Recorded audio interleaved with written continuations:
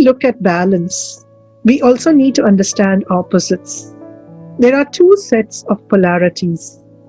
One set where it is important for us to navigate both ends of the spectrum, both sides of the polarities.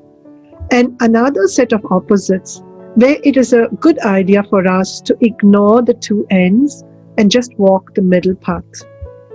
So let's first explore the first situation where both ends of the spectrum are equally important.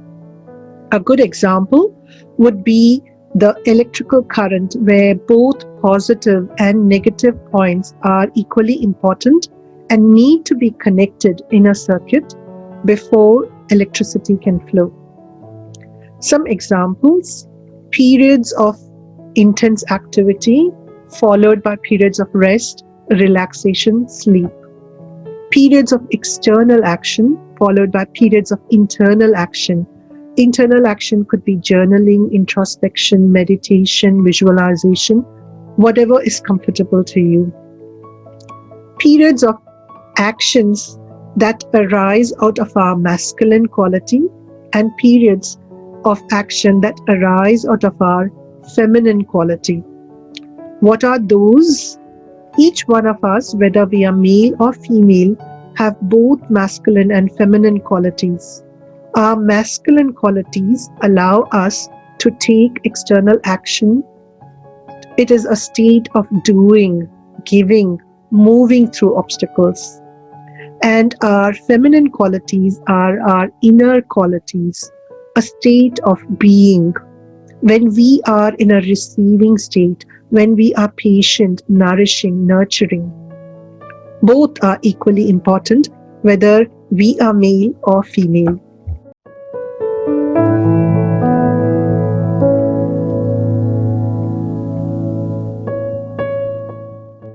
As human beings, we are hardwired to look for intention behind our interactions with people.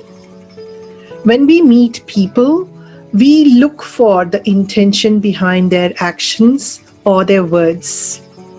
We all have a friend of ours who delights in calling us stupid or some other word, and we feel good about it because we know that those words are spoken out of affection. And we also have experiences when we share our ideas and people react with nice, good, interesting. And we cringe inside, not because those words are not good, but because we are able to sense the intention behind those words. And when we meet a stranger, sometimes we feel very uncomfortable because we are not able to understand the intention behind their words or their actions. Our intentions carry a certain energy, vibration, or frequency around it. And this energy is louder than the words we speak or the actions we take.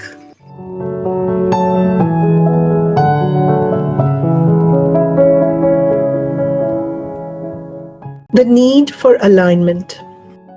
We have all faced a situation where we are working with a group of people, many of whom are leaders, visionaries, great thinkers, very resourceful people, and one of these three different situations can take place.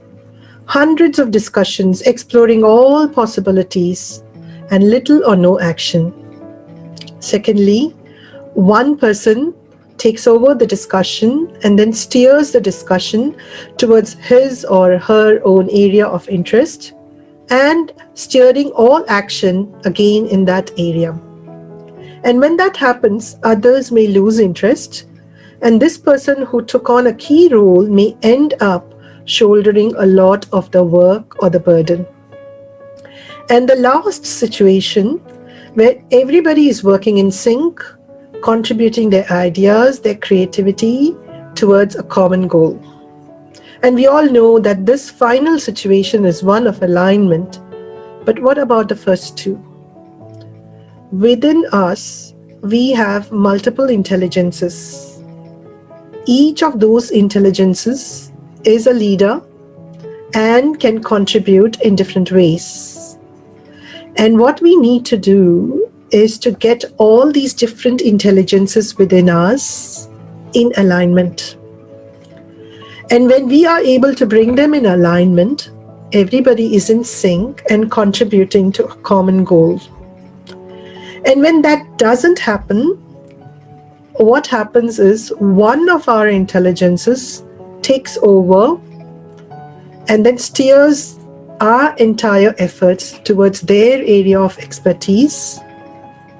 And it ends up that they are shouldering all the burden, and the rest of our intelligences are taking a very low profile, not interested or even not being confident of expressing themselves.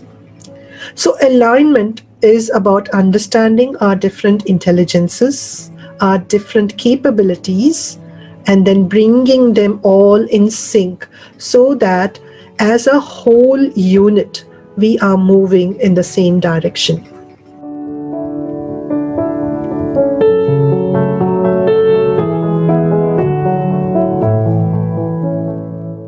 Compassion is being aware of someone's pain and acknowledging that they are in pain. Compassion is not, oh, you are in pain. Can I come and fix it? Or, oh, you are in pain. Why don't you fix yourself? Or, oh, you are in pain. How could you bring yourself into this situation? Instead, compassion is, I see you are in pain. And it is expressing that in a very, very calm, detached, non-judgmental way. And just giving that person the space to feel their own pain without feeling the need to change it.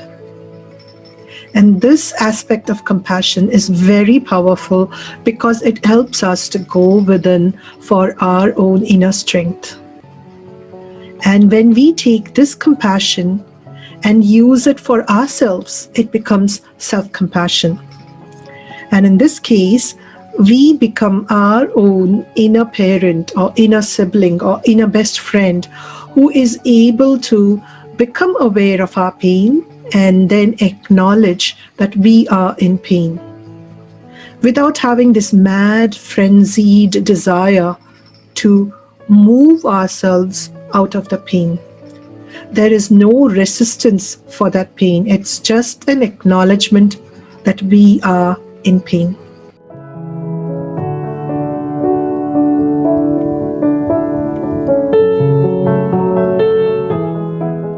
We had talked about decluttering our inner world.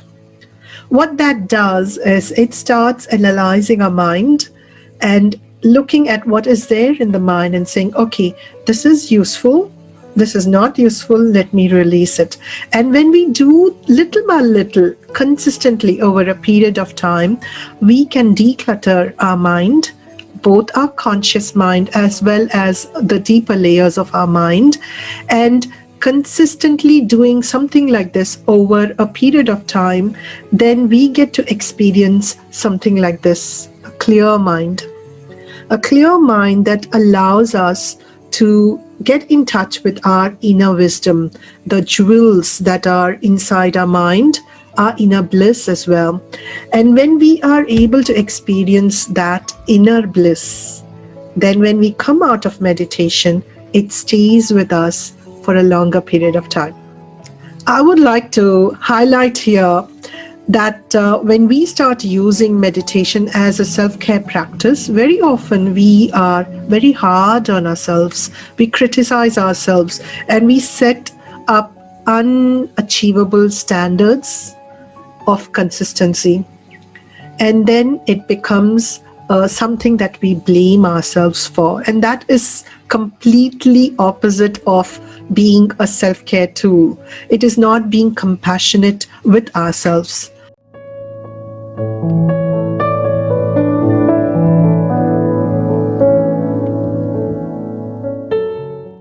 My first understanding of bliss came with these words of Sri Sathya Sai Baba. Bliss is not an experience. Bliss is the experiencer. Just ponder over those words. I did, and as I started reflecting on those layers of meaning in those simple words, I experienced waves of bliss and some insights as well. Firstly, anything that I experience is temporary.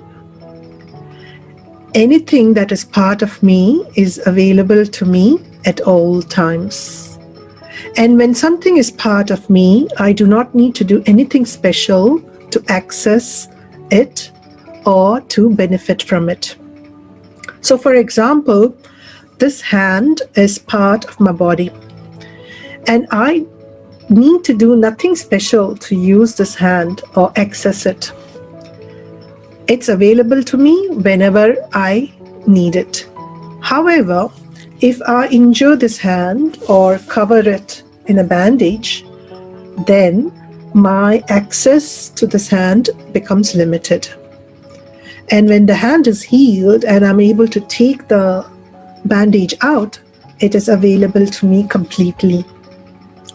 So the question then is, if bliss is available to me, is with me, is part of me at all times, why do I feel miserable? And what can I do about it?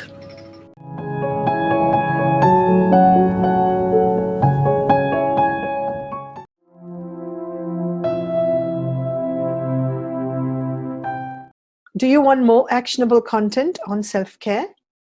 Join me in the private Facebook group for weekly Facebook Lives, more tips and discussions.